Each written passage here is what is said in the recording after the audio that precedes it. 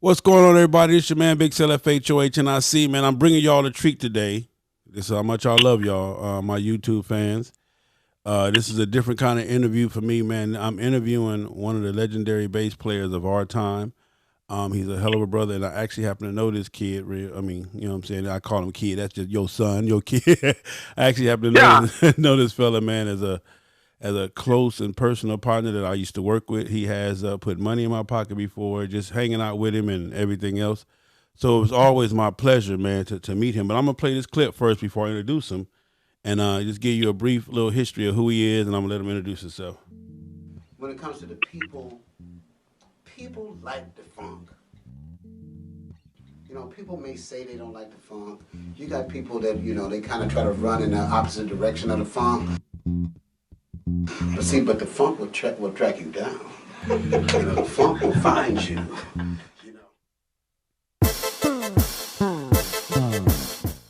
All right, so that was my man. That's the introduction, man. As you heard he say, the funk will track you down, man. So that's what he been doing, nothing but the funk.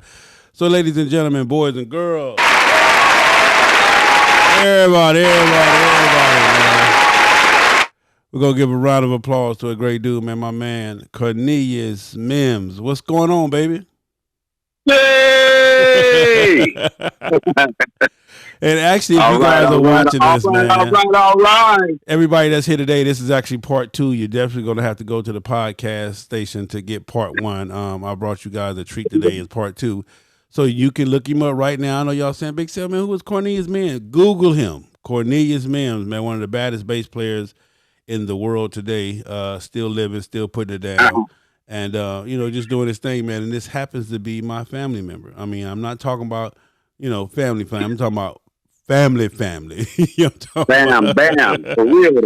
For real, though. So yesterday, man, yesterday we went from the beginning and we talked about how Pop said, I ain't buying you no bass. You better learn how to play them other 19,000 instruments up under the bed until you until you convinced him to buy you the bass.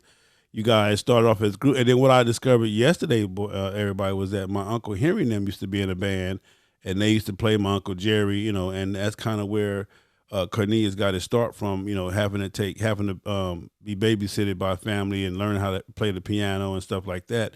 But what the biggest thing I took from yesterday, Cornelius, was when you said that the piano is the key to success. If you can learn to play the piano, I don't give a damn what you ultimately do as a music person, as a music mind. A piano knowledge, at least to a basic degree, is going to always give you a deeper foundation. I don't care as a drummer, as a vocalist, as a guitarist, as a bass player, horn player. It all centers around piano, man. It is really the foundation of all of it, So then we went from that yesterday. We had a cool little 30, 40-minute interview yesterday, so we're going to continue this thing up. So we went from that. We went from being the piano being the foundation to you convincing Pops that you had to play the bass. And one thing I want you guys to know is this is a Compton native. This boy was born and raised in Compton, so it was, you don't really expect too many musicians to come out of the Compton area and to be as successful as he's been. But I'm going to tell you this, though. One of the things I discovered yesterday was that he was trying to play the piano and football at the same time, and the homies never knew. the homies never knew. Man, you got to do that piano thing real low key. You got to keep it real low, man. I mean, I may as well have been taking ballet. Yeah, it's been the same kind of reception. That part, yeah. What? You doing what? Oh yeah, I'm coming from ballet going to football. Hey man, so that was wild. Nigga take a needle point or some knitting or some shit. So that was wild, and then we really put that out there like that. And then we got into just got into the different places. Your first famous group that you worked with was Ashford and Simpson, right? Peaches and Herb. Close. I'm saying, close. They all look alike. Close. But anyway, it was Peaches and Herb, and then from Peaches and Herb we went on. Same thing. So we left off yesterday. We left off kind of right there when you were at Death Row Records, and at this time you were speaking about when Tupac had first got out of jail, and you was there, and you also, man, let me hit y'all with this shocker real quick for y'all that just tuning in. This is the shocker. Tupac, out of all the people that he's worked with in the industry, out of the thousands of people that he worked with in the industry, Tupac was the worst person, and that's what he said yesterday. And I can't believe it. I had nightmares about Tupac not being, It's a tough thing, man. Let me say this too, man. Yeah. I got to tell you, now, I didn't really go off into this yesterday, but I'm going to say this. That nigga was a massive talent, and I can't discount that. Yeah. I mean, give me a chance to actually watch him do his thing, and the way we worked was interesting because, like, it would be, I was telling you, it was me, Warren Campbell, Ricky Rouse. We were like the crew. Okay. And, we quick with it. Nigga. We one take Jakes. Yeah. We hear the track, hear the beat, start going down the track with, I'm playing bass, and we going down together, and nigga, it's knocked out. We ain't got to go back and clean up nothing. I mean, it was Johnny J was producing everything. But see, what I would watch Pac do, like Pac didn't come into the studio with a book full of lyrics and shit, and or he's sitting down. This nigga did not start writing until we started tracking. And I saw him literally on the spot come up with all them, with all them vocals, with all them verses, with all them hooks. I mean, that's just how brilliant of a mind the brother was. Because to me, that shit is like, I can't do that.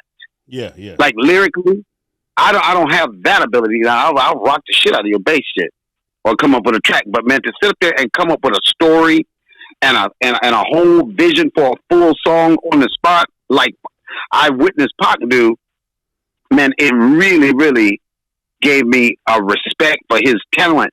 And so when I looked at that and saw that and witnessed that, I was like, why is this nigga so motherfucking stupid? Why you gotta be stupid like this, nigga? Why you gotta do this? Yeah. You so awesome. You such a great dude. Do you think, I mean, being around him at that time, do you think he was trying to fit in or trying to, make a name for himself? That's exactly what he was trying to do. Yeah. It was the persona of being associated with Death Row. Yeah. And, I'm talking about Death Row of the mid-'90s. Yeah. Honestly, this is post-Dre. Okay. He done already left. Yeah. Yeah. We didn't take about because Snoop and Dre was there in the early 90s. The Chronic came out early 90s. Yeah. 91 or something like that. Yeah. So now, but they were still riding on the success of the Chronic and shit. So it was still the land of milk and honey. Yeah. Yeah. At Death Row. So, it was a persona connected to it that he was, and then, like I say, it was a lot of weed being smoked, it was some big time shit. And another thing not to cut you off, but another thing that was interesting too is when I asked you about Suge, you said that, because everybody portrays Suge as just this monster, and you say, well, nah, not really Suge. Yeah. Yeah, he was that, okay. And then again, I always thought he like equally as stupid to me as Pac was, just on that bullshit. So was Suge. Yeah. And my thing is, man, and see, that's where Dre had to part. Because Dre ain't never been about that stupid shit. That nigga's about his money. Yeah. And about coming up with quality product. And all that other stupid shit and gangbanger shit and set shit and, all that other shit. Dre just wasn't really about none of that. Yeah, yeah. Even going back as far as NWA and all that shit. Yep. Nigga, that was business. Yeah, that's when we was. When we was used to be over off of Vermont at the studio out there. In Torrance. Doubt. Yeah, in Torrance. Exactly. All that. Yeah. In the Hawthorne and shit. Yeah. All in the South Bay. All of that was business, man. That wasn't really what they was about. They didn't live it like that. They put that out there and capitalized on it from a business perspective. And of course, Easy and Dre them, Pew, all them niggas. They did what they needed to do. Yeah. Yeah. But Suge was about that bullshit. Because you said you gave me a story yesterday. You gave me a story yesterday. You said y'all would be in the studio and y'all be in there full session, and you said what you said it'd be. Imagine I'm talking about 8, 9 niggas. None of them less than 300 pounds in weight. Yeah. Fat motherfuckers. Yeah. running through the studio full speed, getting stomped out. Dang. You know, and this is a regular occurrence. This shit just happened. You know, you almost it got to the point where you just kept working. Oh, they're in there stomping Kevin. They're in there stomping Kevin Lewis out. Okay, just keep going. That shit, it got to be normal. Dang. Like, what the fuck? So how did you working in an environment like that? Was it ever scary for you? Hell no. Yeah. I was good with it because again, you know, I think we were viewed differently. Untouchable. Untouchable. They don't even. Yeah, we was viewed differently. We were kind of like some very, very abnormal niggas inside that environment. Yeah. Some super bomb ass musicians. You know, these niggas play and they funky as a motherfucker. Yeah. Like we were almost like gods up in there. These niggas, you know, so literally me, Warren, and Ricky Rouse would be, you know, there was 3 studios, different rooms in Can-Am Recorders, which is where we did all of down there, down on Sunset. Wasn't down on Sunset? No, Can-Am was down in Reseda, man, down in the valley. Okay. Oh yeah. Okay. Tarzana, Reseda area. When did they move? They moved to Sunset. Last time I was at the studio. Yeah. They were working.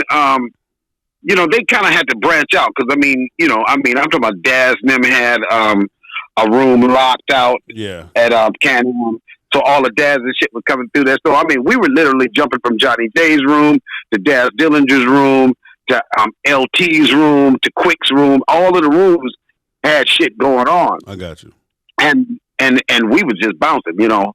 So, I mean, we was making cheese, man. It was a hell of a good time. And my thing was, let's just make cheese and smoke weed. Yeah, and can we just do that? With all the other stuff. And can we minimize the stomp outs at least? Let's bring the stomp outs down to like maybe 2 a week. Hey, let me play this track that you played on. This is one of your tracks right here that you did on the Tupac album. So just in case they're okay. Yeah.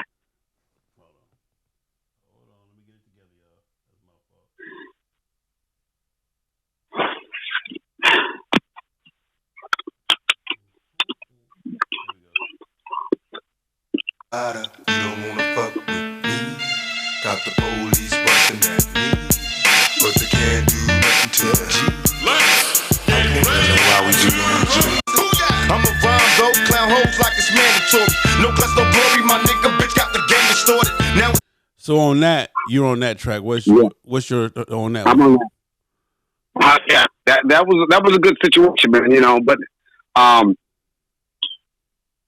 bass player, and a lot of times, like I was telling you yesterday about how I run shit. I don't give a fuck what nobody say. Yeah, the bass, you know, fuck all the other niggas. Yeah, nigga, please. My shit is what's making your ass move. I promise you that part. But now, so that was one of them ass movers, you know. Okay, so you really wasn't too much on the bass. It was more you just was making it happen. Well, you know what? The line is simple. The on that one, the line is real simple, but like a lot of time, that's all it takes. Yeah, it don't take a whole lot of shit. It's just the conviction that I'm coming with. You know, like I may be playing 2 notes, but nigga, I'm serious about that shit. About the 2 notes. I'm not bullshit. And without them 2 notes, the song don't go nowhere. Without them 2 notes. Oh my God, you pull them 2 notes out, nigga, and you have nothing. But them 2 notes, and then all that motherfucking aggression and anger I'm putting in them 2 notes. That's what you're feeling, and that's what's, you know, that's kind of the art to what I do. It ain't about a whole bunch. You know, or even being all out front. You know how Prince and all them guitar players like to be all up in front, and Ricky Rouse and them swinging from the chandeliers. Nigga, bass player can just be in the gut. Yeah. Did you ever deliver like mother? What was your favorite track? What was your favorite bass line on? I'll tell you the one on All Eyes on Me. Yeah. The one where I say I really did my thing is Only God Can Judge Me. Okay. Let me see if I can pull that one up. Only God Can Judge Me. I smashed the fuck out of that shit. This one right here. Only God can judge me, right? Nobody else. My God, all you other motherfuckers get out my business. From the gate, nigga. To the facts. Stabbed in the back, I couldn't trust my own homies. The bunch of dirty. I heard that broom room. That's you in the beginning. Nigga, from the beginning, nigga, I'm not fucking around. What? Shit. Yeah. I wasted no time on that shit. Yeah. I mean, from the get go. Yeah. Here go that nigga Corny Mims. Hey, man. Putting it on that ass. Yeah, so that's my favorite on that record. And there's another one too. Actually, Daz got a joint that I smashed the shit out of called Scandalous. Yeah, I remember Scandalous. Hold on, I got that too. Yeah, with Nate Dogg. Yes. Mm-hmm. Scandalous. Mm-hmm. Well, yo, dad. Yeah. Scandalous. Yeah. Scandalous is some bomb shit. You know, where the bass was kind of more, you know, prominent. Hold on, I gotta put it because I love that. That's one of my songs too. Oh my God, I had to give it to him, man. You know, I think I was upset with some shit that day. Matter of fact, that's on Tupac's, I think. It's Tupac. It's on the All Eyes on Me. Yeah, that's what I'm saying. It's on All Eyes on Me. That's what I thought. Let me see. Go back to that. Yeah, but that's Daz Dillinger's joint. Here it is, right here. Yeah, Daz produced it. Hey, now you know you got the vocals on this motherfucker. We finna talk about these scandals songs. I can talk about scandals business. Oh, I know you can. I know you. That's why we finna do it. Daz on the beat. Hey, Daz, nigga, stop fucking around with the piano, nigga. Just drop that shit like this here. I met you through my homie, now you act like you don't know me. So disappointed, cause baby, that shit. I hear you, Corny. I hear you, man. Oh my God, man. It's a dirty. Hey, man, check it out. It's a dirty job. Yeah.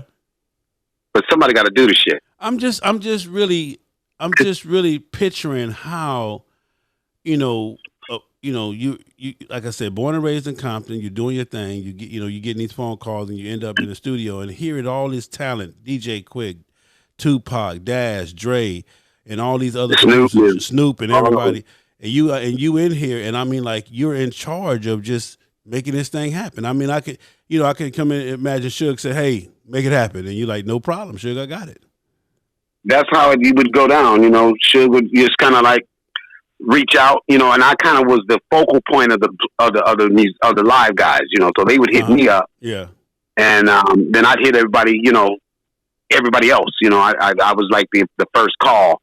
Whenever they had to do, or even live shows, like we did a couple of live things, like we did Saturday Night Live with Pac, yeah, and we did Saturday Night Live with Snoop, you know. So and I put the bands together, you know, for those TV shows, you know. Yeah. So and we did another little event for sure, a nice ass event too. This is the last time that I would actually see Pac live. Was this particular Mother's Day event we did? Yeah, it was Death Row Mother's Day, and it was a nice event, man. Suge invited like 200 underprivileged, underserved mothers. Whoa. You know, they all won, like, and it was in Beverly Hills, you know, very nice event, man. They, you know, all laid out for the moms, and all of the Death Row artists performed. That was cool. You know, it was a very cool event. So this was like Mother's Day. How does a man that's portrayed as such a monster, you feel what I'm saying? How is it? You know, because when, like you said yesterday, you were saying that when we talked about the movies, we talked about Straight Outta Compton, how you appreciated that movie more. It was still off mark, but you appreciated that more than All Eyes on Me, because that was a total just travesty of what the Tupac thing was. But yeah.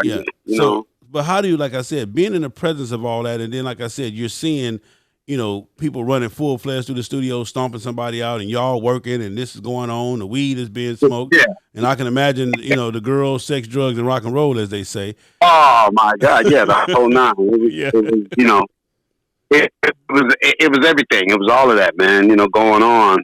And it was surreal on a lot of levels. It was, you know, kind of like, wow, I'm here. I'm here. Yeah. But I knew why I was there.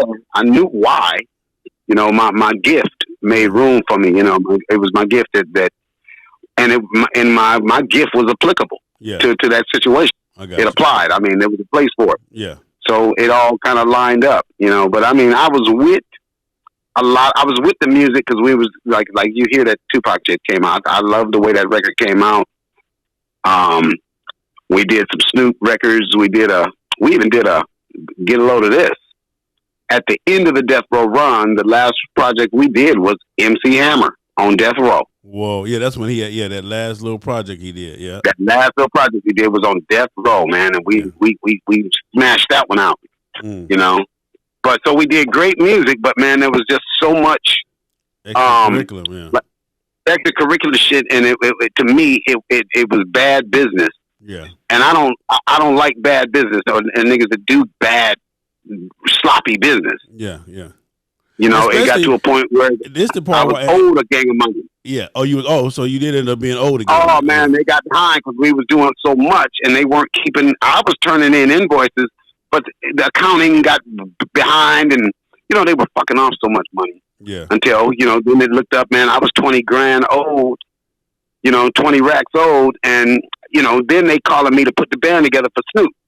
But they still owe me 20. Yeah, but where this bread at though? Yeah. I can't do it. And Snoop went to bat. Snoop was like, man, let me go get your money for you, man. So Snoop literally went to bat and got my 20 racks. Whoa. And got me squared away, and we went on and did Saturday Night Live with Snoop. Okay. So I still appreciate that brother for that, man. That's cool. So let's talk about even before this, because there's somebody else before the Death Row era. We mentioned this yesterday that you work with, and you was explaining how you got the call from him, and the first time you got the call, you hung up like, man, stop playing. And this was the late great Michael Jackson. Oh yeah, man. So is it safe to say that Michael Jackson is who gave you your career start? Who put your name out there or not? I wouldn't say that, man. As far as got my career like going and cracking, because it was by that was 1987, man. Yeah. That I linked up with Michael Jackson. Okay. So I was really I was going by 1980, by 81. Okay. I was going. I was telling you about that dude, that producer who produced that Peaches and Her project, and he was a superstar too. Yeah. And I was 19 years old, and Freddie Perrin put me on, and it was through that record that I ended up doing. Before I knew it, man, I'm fucking with the Spinners with him. Yeah. Tavares. Let me see. We did a whole lot of great work on a whole lot of major artists that And then in 1983 rolls along, man. Through the fast forward to 83, a couple of years later, and there's a legendary guitarist that I met through Freddie Perrin. This brother, they call him Wah Wah Watson. Wah Wah Watson. Wah Wah, and he just passed away. In peace, Wah Wah. He just passed about inside of 6 months ago. Okay. But Wah Wah took me under his wing and fucked around and got me on Marvin Gaye. Whoa. And that was one of them situations like Michael Jackson. Like, I couldn't believe that shit. I'm like, oh, nigga, this is bullshit. So, did you, when he told you, okay, so you walk in or however you meet Marvin Gaye, how was that? What, is this really Marvin Gaye? Ah, man, I was like, this is bullshit. Come on, man. Nigga, that's Marvin Gaye. Like, I'm talking about 30 feet away from me, sitting down playing a keyboard, and I'm playing bass mixing this thing. Stop that shit. Nigga, wake up. Wake your ass up, nigga. Yeah, but you pee on yourself. Oh, I was like, yeah, this is like some crazy shit. This is for the Sexual Healing Tour. Yeah. In 1983, man. So I'm 22. Whoa. And I'm fucking Marvin Gaye, man. I'm like, man, nigga, this is bullshit. I don't believe it. Oh, man. So yeah, I've had quite a few moments like that, man, through the whole run, where it's just like, man, I grew up on these cats. It's kind of like even right now, I'm working with a couple of acts right now that it's crazy. I'm like, you got to be bullshitting. I'm actually fucking with these dudes. I'm talking about war. Yeah. We grew up on war. Yeah. War, man, they still hot, man. They still relevant and got that cult following. Okay. You know, they're one of them embedded in time legends. They ain't going. They embedded into the history of the earth. Yeah. Oh yeah, this generational. I mean, I'm talking about people like my parents' age. You know, in their 70s. Yeah. Right on down to teenagers now that are out there supporting war. So for me, man, you know, and of course, you know, all that Slipping in the Darkness and Cisco Kid and all that shit, you know, that's a lot of that is why I do what I do. Yeah. And the way I do it, because I grew up on that shit. Yeah. And so the stage with Lonnie Jordan and smashing the fuck out of that shit now is like, you know, I find myself, and another one is the Brothers Johnson. Yeah. You know, since Lewis Johnson died, now, you know, and at 15 years old, Lewis Johnson was one of the bass players that I absolutely, you know, gravitated towards, you know, as I was starting to play. Okay. And now in his passing, rest in peace, I am now Lewis Johnson. Whoa. You know, that shit is unreal. It's unreal. And I'm grateful, you know, I'm just appreciative to God, man, for these opportunities like this, man. But what I'm trying to do now, because, you know, man, I fucked off a lot of shit back in the day, man, you know, on some bad decisions, drugs and all that. Okay. You know, and, you know, I've been given a new lease and, you know, I got a new day, a new opportunity. And, you know, I'm vowing now to never turn back, you know. I'm trying to maximize it. What would be considered one of your greatest moments with Michael Jackson?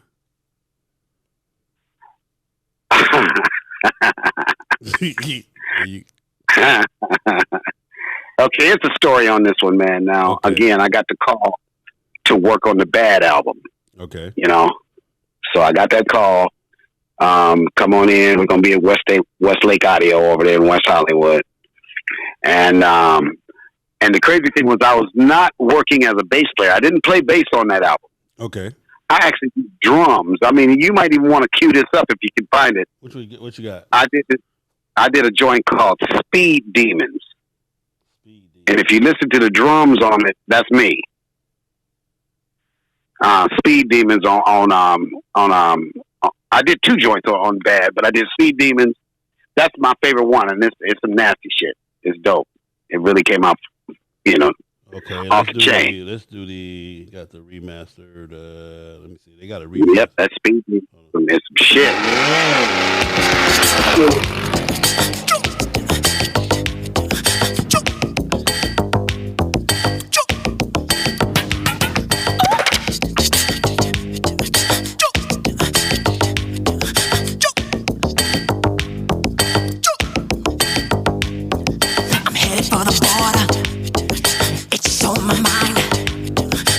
So you choreographed the drums on that one? All the drums, all the programming, all the electronics, and all that shit is me on that joint. So, you know, here's the deal. What was up on Michael Jackson, man, and I was very nervous and green as a motherfucker, and, you know, like starstruck and all that old type shit, you know. I mean, everybody in that shit was a major superstar, and me. Yeah, like, them and then me. Here come that bullshit. What the fuck am I doing here? Yeah. What the fuck is this shit? Nigga, that's Quincy Jones sitting right there. This is the bullshit. Stop this shit. Yeah. What the fuck am I doing here? And Michael Jackson is not far away. So, you know, I'm there, but man, you know, I'm in there trying to, you know, not show that I'm green as a motherfucker. Okay. You know, and just to get in there and handle business, man, you know, and do what I've been hired to do. But what I noticed was, you know, we were in there like 3-4 days, and Michael, this nigga would never actually, you know, okay, Sal, you know how it is, man. Say we working on your album, right? Okay. You're the artist. And we in the control room, we tracking and smoking weed, I'm right. doing what we do. You what to keep, what not to keep. You involved, bro. Yeah. You're involved. You know, this nigga Michael never came in the control room ever. This nigga would never come in. He was never in there. Whoa. And then, you know, he was actually upstairs in this little loft above the control room, And then we'll be working, doing our thing, and every now and then you can hear, this nigga open up the door, Quincy. Quincy will run his ass upstairs. Chop it up with the nigga, and then come back down. All right, back to it. I was like, nigga, what the fuck is that about? And so I'm talking about 2, 3, and then about day 3, I was fucking with that new drums on Speed Demon, and we listened in the playback, right? And we got it up loud as a motherfucker. It's banging. So and everybody's just listening and bobbing to it. And what I did was I kind of turned around, just turning around inadvertently. I wasn't turning around to see nothing. I was just turned around, and I see this nigga Michael peeking around the wall, around the corner, looking in at us. And then when I turn around, this nigga ducks back around the corner, like, like what the? Like, I was like, hold up, man, stop this shit. Stop this music. What the fuck was that? Yeah. Nigga, what are you doing? Nigga, oh God, I'm not gonna attack you or none of that old type shit. Yeah. The fuck is wrong with this nigga, man? Come on, man. Somebody say something or I'm gonna say it. That's some weird shit. This nigga just gonna like run off and run away. Yeah. Like he was trying to see what was going on, but he didn't want nobody to know that he was looking in. I'm like, get out of here with that stupid shit. Yeah. So that I found real strange, and everybody, it was just, I guess, the way it had been. I was the new kid. Yeah. Because I'm 87, so I'm 25, 26 years old. So, and everybody else had been, they fucked with Michael. But anyway, we went on, man, and that again, that was a whole nother way that I saw Michael, just in large crowds of adults, he was probably not comfortable. Okay. So, but like I told you about that one-on-one when I first met him. Yeah. And to met up with him, and it was just one-on-one, me and him. He was as normal as me and you. The only thing that I was fucked up with was his damn nose. You said it. The abnormally small-ass nose. Like, can you breathe? Yeah, man, how can you breathe? That shit had me, I was distracted. Yeah. My attention was diverted. Dang. That nigga's nose that shit is too small for an adult. Whoa. Any of it. But so I saw him in that capacity, and I just figured, okay, when it's a gang of adults around, he just must not just feel comfortable. Mm. And then, but the final day of tracking, the very last day that we did, HBO was there. HBO came through with camera crews, and it was a whole different thing because they were filming, okay, and documenting that day.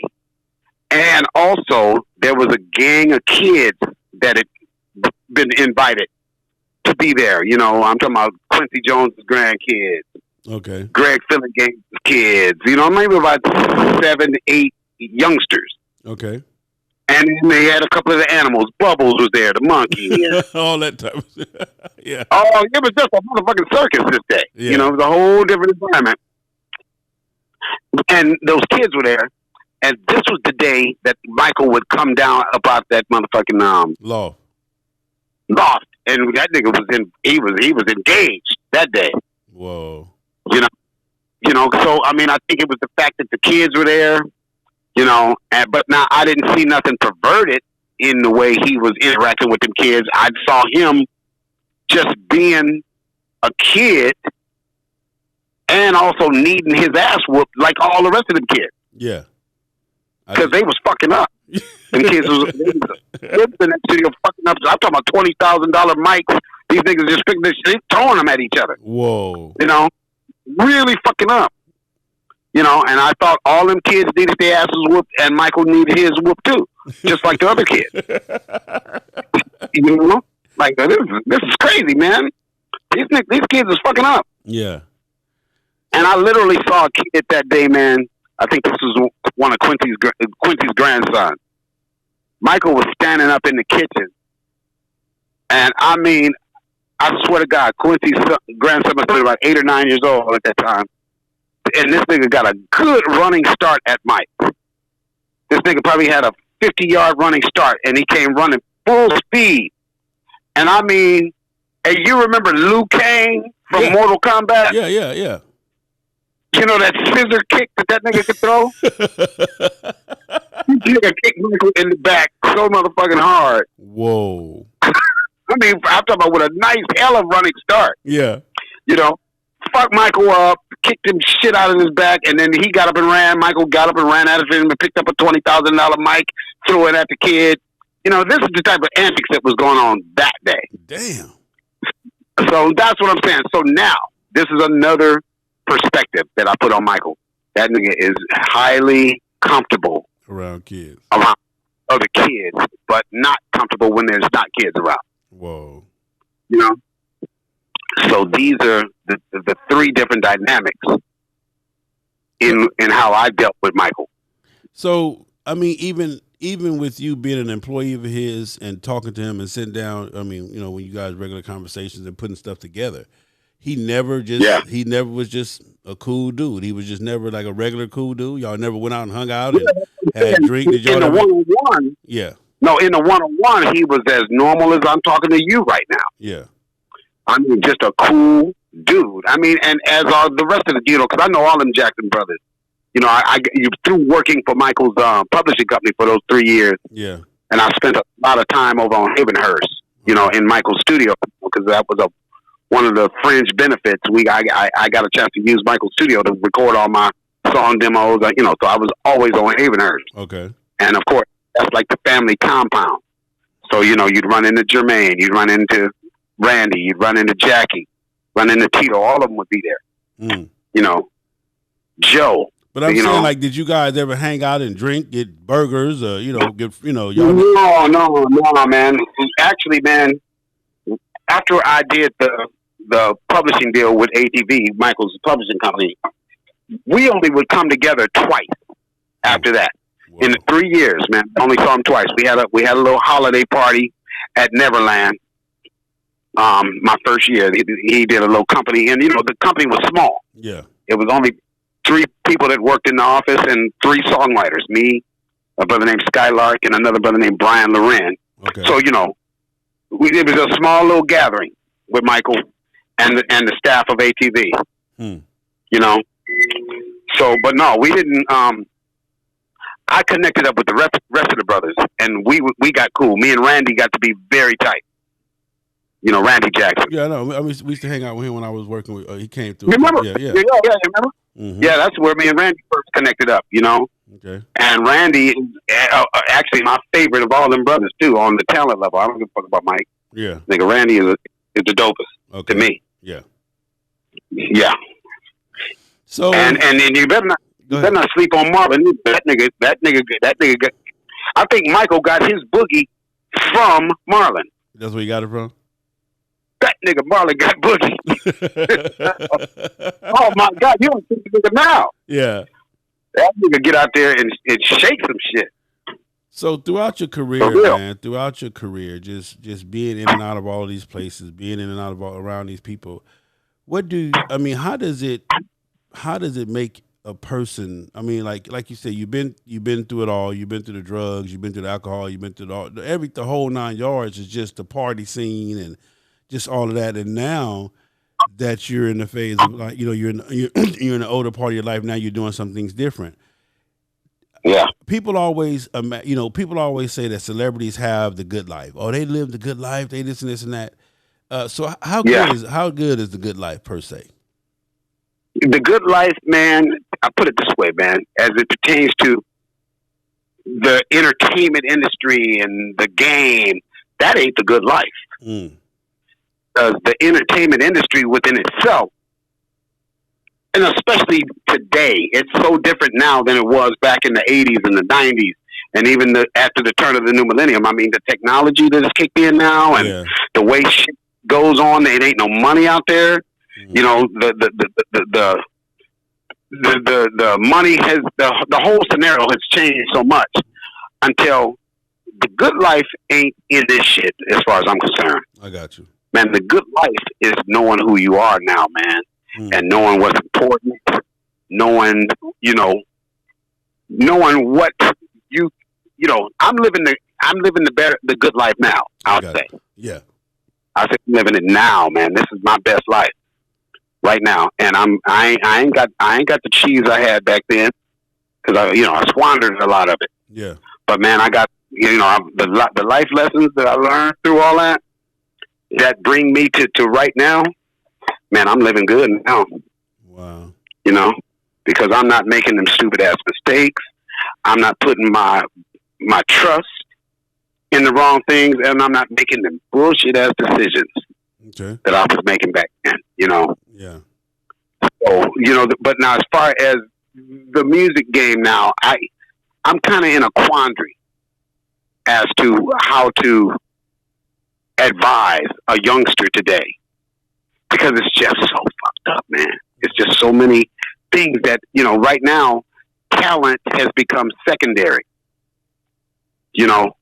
Like back in the day, you had to be talented, like Michael Nyman and like the Gap Band and like the acts we grew up on. And a lot of this shit out here now, man, it's not talent first. It's gimmick first. Or shock value first. All you got to do is come with something that's going to shock the shit out of everybody. And, that gives you a chance. But, I mean, you don't necessarily have to be talented or know music. And that's the part that really fucks me up. Like, what happened, how you going to be in the music industry and you know nothing about music? No kind of formal music training. All of that stuff is gone. Yeah, yeah. Or it's far and in between that you see a youngster that really can pick an instrument up. I got you. So that's kind of, that makes it tough. So, because now you could grab a computer, grab a board. Yeah, software. Yeah, and drag and drop. Yeah. You drag, you cut and paste. Yeah, drag and drop.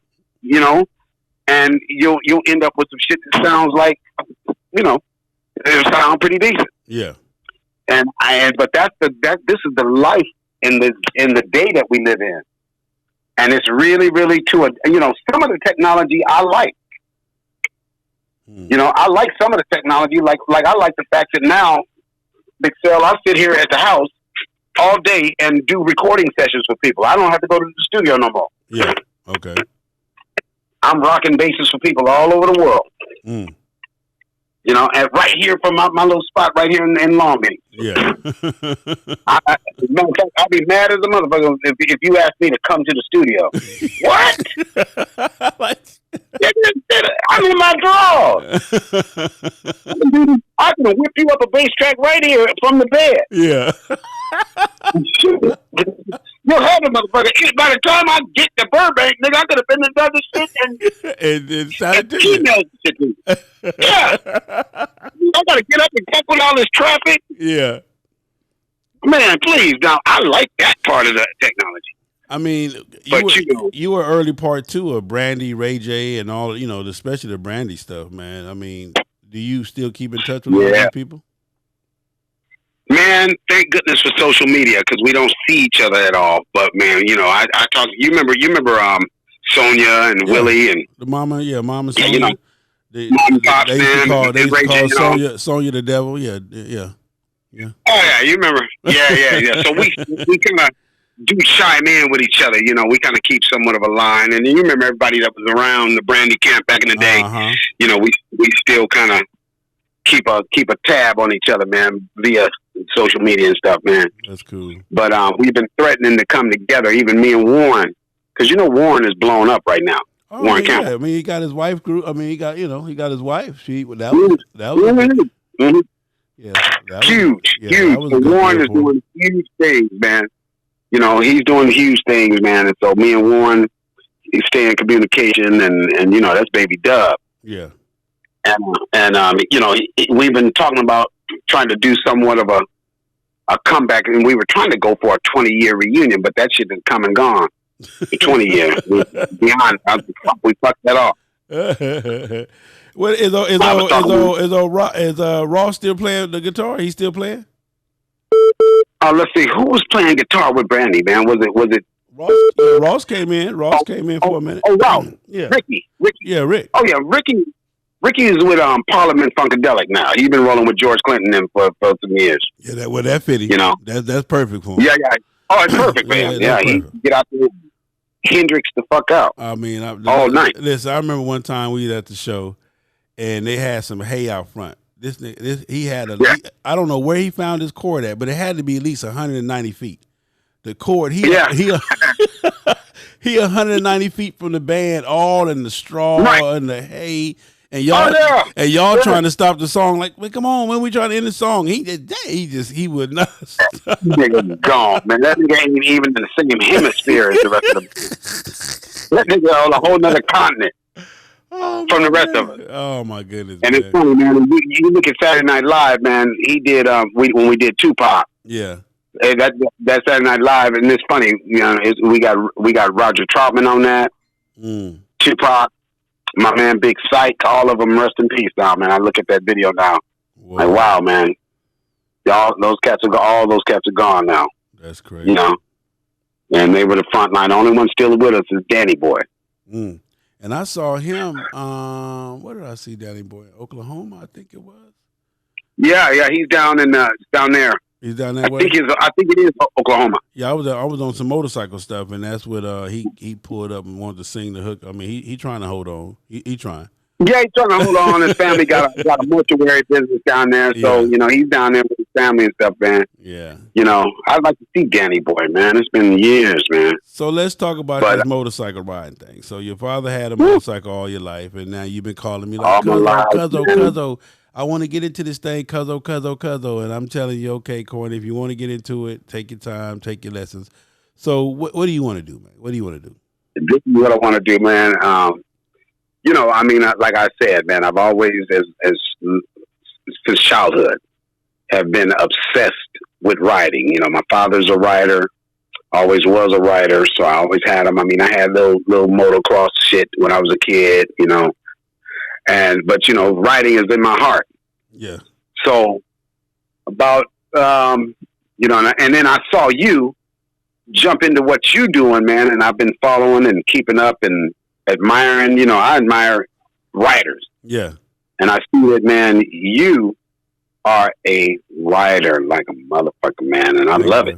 I love it. Thank you. So, you know, I've been, you know, just inspired, and it's a bucket list item now, man. I want to get with you, and see, I thought I could get with you. I was trying to cut some corners. No, sir, I'm not going to be able to let you do that. Because I know. What you got to understand is this: is that once they find out you related to me, they're expecting for you to be Evel Knievel on 0.2. Exactly. You know, I mean, you know, I was trying to cut corners. I was trying to come, you know, around the monkey's ass as far as getting with you, and then you just straight up vetoed my whole get down. You know, and I appreciate it, man, because you know, I appreciate it, man. You know, because I mean, it was like I was, you know, my dad just got rid of his electric glide. No. He finally, you know, he just wasn't riding it. You know, he wasn't riding it. You know, so he finally got rid of it. But man, when I went down to Louisiana, man, I'd always jump on it. Yeah. You know, I'd take it out. You know, just going to take the electric glide out. You know. Yeah. But so you know that big bike, you know, that big cruiser.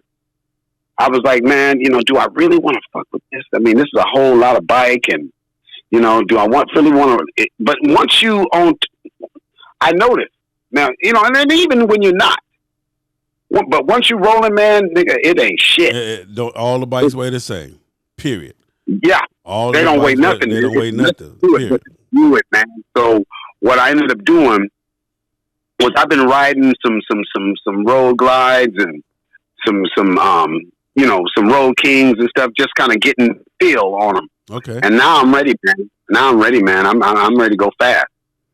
Well, I'm ready to go fast. It definitely will be my pleasure to, you know, get you on one and get you out there, and especially take a ride with you, man, and really, you know, just do, because I promise, one thing I'm gonna promise you that the motorcycle thing is gonna do to you.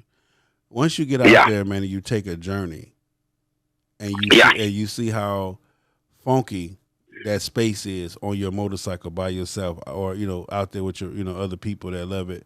It will inspire you on a different level of funk. I promise you that.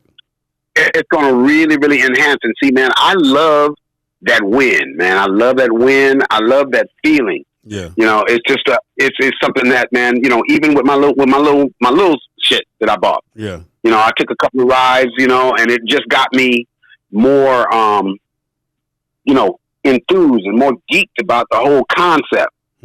But now, man, my thing is, and here, check this out. So I was listening to you this morning, and I noticed, you know, I was watching one of your videos, FHO video, and you guys were pulling up somewhere, and you said you guys were waiting on some people from some other chapters, and I noticed you said you was waiting on some people from an Indiana chapter. Mm-hmm. And the reason why that caught my attention, man, do you know I'm getting ready to relocate, man, to Indianapolis? I saw you out there playing in the snow with your crazy stuff. I can't do it. I said, oh, man. Listen, are you really ready for that, man? Do you understand that is the lifestyle, that snow shoveling and slipping on your ass all and that, all man. that? Yeah. Oh, okay. Fall out and shit. All right, well, long scraping. Yeah, man. I that's why I've been out there so much. I was going to talk to you about. I was going to talk to you about that. You know what I'm saying? Like, hey, bro, I'm just telling you, this ain't that Compton shit where you're gonna be able to just go outside. You know, it may be a little wet or something like that. This that real. This is what I found out, man. 12 degrees Fahrenheit. Yeah. Is 12 degrees Fahrenheit, my nigga. That's what that shit is. 12, nigga. Say it with me. 12. 12, well, the whole 12. The 1 and the 2, nigga. Whoa. That shit is a whole nother existence. And I see that, man. But that's where I'm going to be, man. I'm going to be there. So I mean, but that ain't nothing, man. We got there's one thing about FHO, man, and I thank God that that it is what it is. It has become. I never started to be that, but it is what it is. One thing FHO has done is bridge the gap. So no matter what part of the world you in, you know that there's other people out there riding motorcycles and cool as you, you know, cool just like you, and, you know, look just like you. So that's one thing that FHO has definitely done. So, you know, wherever you are, I'll be able to reach out and touch you, and that's my word, cuzzo. That's what I'm talking about, man. But see, like, I also, you know, we have massive rooting down south too. Mm-hmm. You know, family rooting. Mom. We down there. Yeah, we in the south. So, you know, as I'm moving about, and again, you know, even in my career, I'm on a mission, man. You know, like I say, I'll be 58 in October, and I really want to. You know, I'm thankful that I've got some grinds now. Again, I got some grinds, and you know, cheese is going to really, really get back where it needs to be through these grinds. And you know, I'm not gonna fuck around, man. I'm about to get. I'm gonna be going fast on a Harley. Okay. You know, and I'm gonna be, you know, aligned with you. Oh, for sure. On that, you know, family, just like you and Mike and y'all family. So it's nothing. I promise you, it's nothing that when you call, I'm gonna be there. I'm gonna make sure you're right. I'm gonna make sure you're right. Yeah.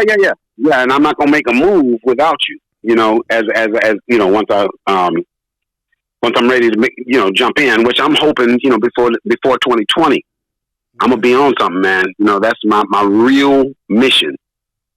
You know, my boy is to be on. My boy Uncle Pete is up there where you at. My boy Uncle Pete say, Uncle Pete say, hold on, what he say?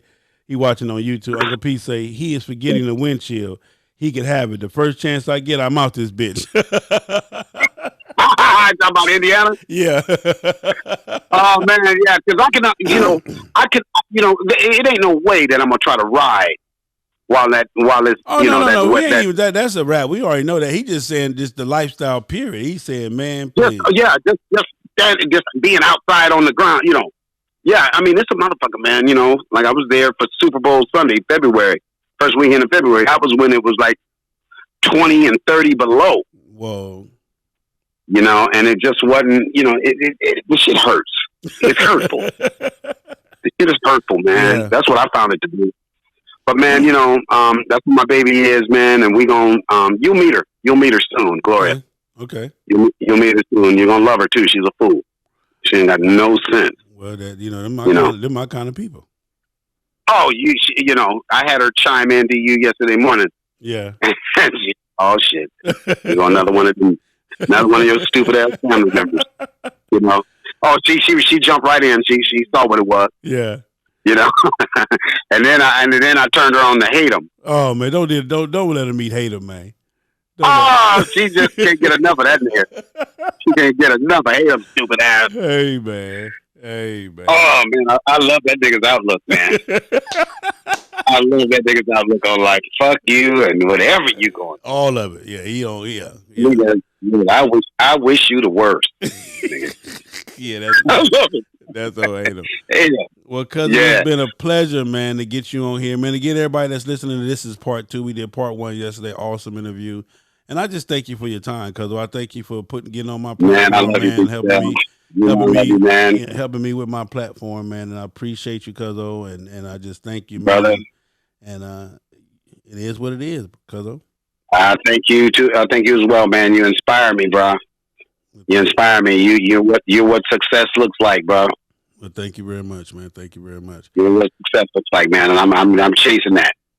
Hey, I love you, man. Again, my cousin Cornelius Mims, one of the baddest bass players in the world, and been all over the world and played with some of the greats. You heard him. Like I said, if you want to know who he is, Google him. You'll see the facts for yourself. They there. Corny, I love you, baby. It's been fun. As always, man, you're watching FHO Live Podcast Radio with your host, Big Sal. Don't forget you can get me on all major platforms. If I'm not on that platform yet, I'm coming. I promise you. My YouTube channel, FHO9GA. Give a big shout out to my man, Jeff Schultz. Appreciate the donation. And my man, Old Yeller. Appreciate you guys' donation. And everybody else that donated, via Cash App, PayPal. I appreciate you guys. I will be in Daytona tomorrow morning. I'm going to come do an appearance in Daytona, hang out for a day, and then come on back home, man. But I love you guys. If you're traveling out there, be safe. Don't forget, man, to just be safe, man. As always, like I tell you, you got 5 things that I always tell you to do. Mind your business. Stay in your own lane. You got to mind your business. Stay in your own lane. Got to, man. Yeah, you can stay in your own lane. Keep some respect on that throttle now, because a lot of y'all disrespecting that throttle and end up giving the concrete a victory. Love yourself enough so you have some love for me. And other than that, man. That part right there, man. Corny, we're going to get up out of here, man. I love you, brother. All right, talk to you later. Eco One. The superior eco-friendly motorcycle and auto detailing spray. Eco One super wetting and low foaming polymer technology cleans by flowing underneath the dirt particles and lift them away from the surface. All you need to do is spray, wipe, and watch the amazing shine appear. All of this is done with very little time and effort, but the results look like you spent all day waxing your cycle or vehicle. Eco One. Don't ride dirty. Select Luxury Cars, proud sponsor of the FHO Podcast Live Show. The most diverse luxury vehicle selection in the greater Atlanta area. The highest quality customer service and unmatched nationwide pricing. Contact Mike Goodall at 678-855-2292 to schedule your appointment today. Select Luxury Cars, trusted family dealer since 1994. Health, wellness, health, wellness, health, wellness, relationship, health. All right, that's what it is, man. It's your boy Big Sal, FHO HNIC. Appreciate you for tuning in. Stay tuned, man. We got so much more to go. Don't forget to support all platforms. I love you. I'm gone, man.